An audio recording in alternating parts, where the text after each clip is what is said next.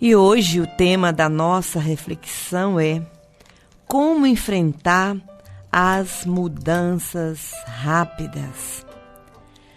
Como devemos nos comportar diante dos acontecimentos que nos sobrevêm muitas vezes de forma tão rápida.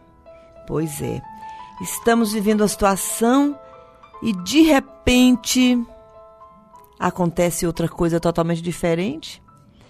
Estamos hoje vivendo um momento de felicidade, de paz, de alegria, de festa e rapidamente pode tudo mudar. No outro dia acontecer um conflito, uma enfermidade pode, abrigar na nossa família, uma notícia ruim pode chegar. As coisas muitas vezes acontecem rápidas, as situações mudam de uma hora para outra. Às vezes a gente é convidado para uma festa ou para visitar uma família que ganhou um bebê, por exemplo. Uma criancinha nasce, que festa. E depois de alguns dias a gente pode receber uma notícia da mesma família que alguém daquela família faleceu. Infelizmente, estas coisas podem acontecer. Muitas vezes ocorrem muitas tragédias de um momento para o outro. No instante está tudo bem e no outro instante seguinte pode acontecer algo que vai mudar radicalmente a vida de uma família. Não é assim? Quem não se lembra da história de Jó? Os seus filhos estavam numa festa, festejando, num grande banquete. Imediatamente veio sobre eles uma tragédia. E a festa, a alegria, o riso se transformou em choro. E como é importante nós refletirmos sobre estas coisas e nos prepararmos. É praticamente impossível, a gente se preparar para uma tragédia. A gente se prepara até para uma festa, para um casamento, se prepara para a chegada de um bebê, se prepara para uma viagem dos sonhos. Mas se preparar para uma tragédia, nós não fazemos isso normalmente. Por exemplo, as pessoas não se preparam para o envelhecimento. E quando ele chega, muitas pessoas são pegas de surpresa. A nossa força não dura para sempre. O nosso vigor não é eterno. Os ossos enfraquecem, a musculatura também, os cabelos envelhecem, as rugas chegam. As doenças oportunistas também começam a aparecer, mas quem quer se preparar para isso? Quem quer cuidar da saúde enquanto está novo? Quantas pessoas estão aí, se alimentando mal, ganhando peso excessivo? Mas eu tenho saúde, alguém me disse essa semana, mas eu tenho saúde, essa barriga imensa que eu tenho não me pesa, não me faz mal nenhum. E é uma pessoa, de certa forma, bem informada, mas existe aquele comportamento autodestrutivo que muitas pessoas não conseguem derrotá-lo, não conseguem enfrentá-lo. São inimigos internos, são demônios, vamos dizer assim, são gigantes internos que ficam ali, dominando, que a psicologia chama de crenças dominadoras. Eu preciso ficar gordo igual meu pai, porque ele era gordo, então eu tenho que me parecer com ele. Meu pai era barrigudo, então também. Isso é inconsciente. Eu também tenho que ter bastante gordura abdominal para eu pagar minha dívida de amor para com meu pai. É o que explica a psicologia. Muitas pessoas não se preparam, não se cuidam, se tratam mal, estão se matando, se suicidando. Existem vários tipos de suicídio. Suicídio não é só aquele que a pessoa vai lá e num instante tira a sua vida. Muitas pessoas estão tirando a sua própria vida vagarosamente. Cada vez que se alimenta mal, cada vez que não se cuida, cada vez que está usando situações autodestruidoras. Então, é preciso se preparar. Se preparar para o futuro, se preparar para a morte, se preparar para o dia da manhã, porque as coisas mudam, as coisas acontecem rapidamente. Então é preciso que a gente se prepare, que a gente use da inteligência que Deus nos deu. A sabedoria de Deus está à nossa disposição. Sabedoria para quê? Para saber o que fazer diante do dia mau, no dia mau. Todos têm um dia mau. Mas dia menos dia, o nosso dia mau chega. O dia da tragédia, o dia da dor, o dia da angústia. E aí, se não estivermos suficientemente preparados, ou seja, fortalecidos, né, com a nossa musculatura emocional bem rígida, se não desenvolvermos resiliência, Deus é o nosso Consolador, sabemos disso, o Espírito Santo é o Consolador. Mas como Ele vai agir se nós estivermos tão enfraquecidos ao ponto de não aplicarmos os princípios bíblicos em nossa vida? Em 2 Coríntios 1, 3 e 4, o escritor, Paulo disse: Bendito seja o Deus e Pai de nosso Senhor Jesus Cristo, Pai das misericórdias e Deus de toda consolação. Então, ele tinha esse entendimento no seu espírito que Deus, Ele é o Pai das misericórdias e Deus de todas as consolações. Deus é, e ponto final. Mas por que muita gente não é consolada? E por que muita gente não consegue vencer este mal que muitas vezes consome as pessoas? O egoísmo, a falta de perdão, aquele comportamento autodestrutivo de estar sempre buscando, sem querer, entre aspas, a fazer coisas que vão lhe maltratar. É porque as pessoas não internalizam essa verdade. A verdade existe, mas se ela não se tornar parte do nosso ser, se não internalizarmos ela, mas onde vai ser isso? Onde vai acontecer essa internalização? No nosso interior. Interior é o quê? A mente, o cérebro.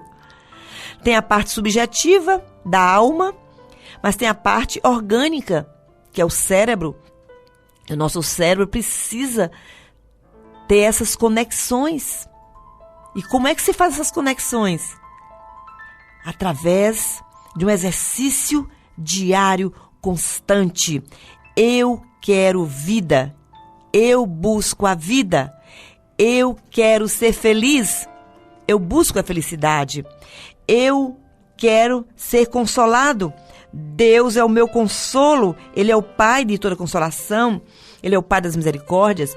Eu não preciso ficar com essa amargura, com essa tristeza, com esse sentimento de autocomiseração, esse sentimento autodestrutivo. Eu não sou uma coitadinha só porque meu marido morreu. Eu não sou vítima dessa situação. Eu rejeito esse sentimento de vitimismo, de se sentir, ninguém, uma pessoa que não foi amada, que não é amada. Eu rejeito este sentimento ruim, destrutivo. Eu recebo a palavra, eu quero esta palavra de que eu sou amada, de que eu sou querida, e de que Deus me ama, de que Ele me consola e que Ele está presente. Ele nos consola em todas as nossas tribulações, mas é preciso que você se permita ser consolada, minha irmã. Mas se você ficar alimentando esse sentimento aí de sofredora e fazendo a manutenção desse choro, você vai chorar a vida inteira. Apesar de Deus continuar sendo o Consolador, o Pai de todas as consolações.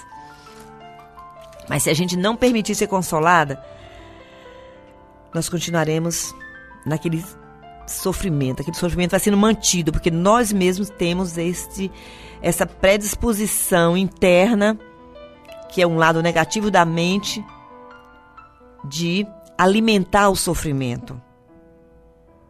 Então, Deus é aquele que nos consola de todas as nossas tribulações. Para quê? Para que, com a consolação que recebemos de Deus, possamos consolar os que estão passando por tribulações. Chega de ficar lamentando. Está na hora agora de você levantar a cabeça, porque ninguém quer ver mais o seu sofrimento. Levante a cabeça e vá consolar outros que estão precisando.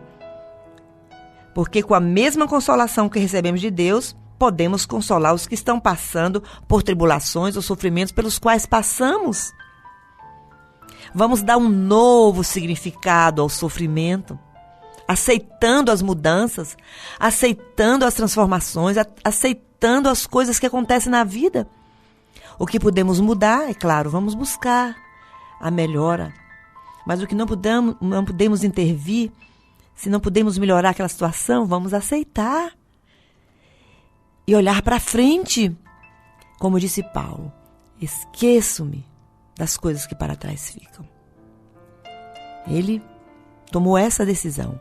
Esquecendo-me das coisas que para trás ficam, vou avançando para aquelas que estão adiante de mim.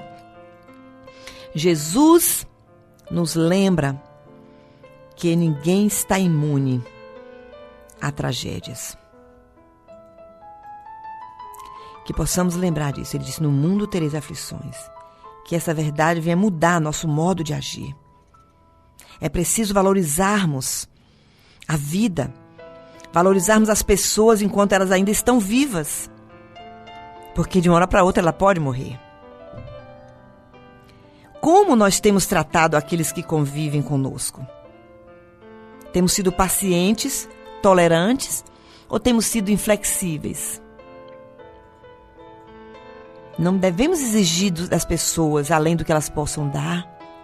Às vezes os pais brigam, os filhos, os cônjuges brigam uns com os outros, exigindo, cobrando. Mas a vida passa rapidamente, você pode perder o seu cônjuge de uma hora para outra. Então aproveite este momento. Quando algum ente querido nosso parte para a eternidade, só vai ficar a saudade. Então, que venhamos tratar bem as pessoas que convivem conosco. Pois, depois que eles partirem, que não venhamos ter nada do que se arrepender. Que não venhamos depois dizer, se eu tivesse feito isso ou aquilo. Se ela ou se ele estivesse aqui comigo, eu faria diferente. E também não devemos supervalorizar aquilo que temos. Nem só buscar conseguir mais. Os extremos são perigosos, mas vamos viver de forma equilibrada. Vamos viver um dia de cada vez. Muitas pessoas estão com a mente ou no passado ou no futuro e não conseguem viver o presente. Quantos pais de família estão buscando tanto as coisas deste mundo que não tem tempo para a sua família? Só pensa no ter, no angariar, no conquistar. Mas eu não posso ficar nesse sábado de manhã com a minha família, não posso fazer um passeio com meus filhos porque eu tenho que ir trabalhar, ganhar mais dinheiro para comprar outro carro, para comprar uma casa melhor, para fazer isso, fazer aquilo. É claro que nós devemos buscar viver bem, buscar uma vida melhor, adquirir bens que tragam mais conforto para a nossa família, mas não fazer disso o nosso único e principal alvo da vida. Pois as coisas passam rapidamente. A vida é ligeira. A Bíblia diz que a nossa vida é como um vapor que logo passa. Então, meu querido amigo que está me ouvindo agora, não deixe sua família e seus amigos de lado, porque não tem um tempinho para eles. Você só quer viver para o trabalho? Tive a oportunidade de receber em nossa casa uma família, um empresário, uma empresária do Rio de Janeiro, com suas 2 filhinhas. Faziam anos que não nos víamos. E, segundo ele, quando nos ligou, disse assim: queremos ir aí visitar vocês, pois a nossa filhinha mais velha há vários dias pergunta por vocês e me pede: painho, ou papai, sei lá no Rio eles não chamam de painho, vamos visitar tio Ebenezer e tia Rose? E eles vieram para atender o pedido da filha. Deu uma parada lá nos seus negócios, no seu comércio, nas suas empresas, e veio aqui só para isso. Não é porque tinha um evento especial aqui, não é porque tinha nada especial. Não era meu aniversário, nem o de Ebenezer, nem o de ninguém, nada. Eles vieram só porque as filhinhas pediram, porque queriam nos visitar. Ah, que coisa linda! É importante, muitas vezes, você dar uma parada e dizer: não, eu vou ali visitar minha mãe, minha tia, minha avó, meu amigo. A vida passa muito rápido. Então não vamos esquecer que a rapidez com que as circunstâncias mudam, devemos nos fazer atentar para a importância de ter um bom e contínuo relacionamento com Deus em primeiro lugar. Isso é possível por meio de Jesus, que se entregou em nosso lugar para que possamos viver com Ele eternamente, buscando em primeiro lugar o reino de Deus e a sua justiça, e as demais coisas nos serão acrescentadas. Que não venhamos deixar o nosso pai, a nossa mãe, alguém da nossa família, um filho, uma filha para depois. Às vezes fazemos isso, mas isso não está certo. Que possamos refletir, buscar em primeiro lugar as coisas de Deus e, consequentemente, a família vem junto. E que a nossa vida seja diariamente uma vida vivida em reverência ao Senhor, vivendo conforme os seus princípios. E assim, não vamos temer o futuro, não vamos temer a morte e nem vamos ficar sofrendo demasiadamente, além do necessário, diante de uma perda, de um sofrimento, de uma tragédia. Além disso, sabemos que quando enfrentamos tragédias em nossas vidas, podemos buscar o consolo em Deus, pois Ele é o Pai de todas as consolações. 2 Coríntios 1, 3 e 4 nos diz isso. E assim poderemos ajudar os outros, acolhendo-os, consolando-os, orientando-os. Não vamos esquecer o principal. Será que temos esquecido? O principal é buscar o reino de Deus. E assim as demais coisas serão acrescentadas. Rapidamente tudo pode mudar, mas o Deus que nunca muda permanece para sempre ao nosso lado. Amém. Amém.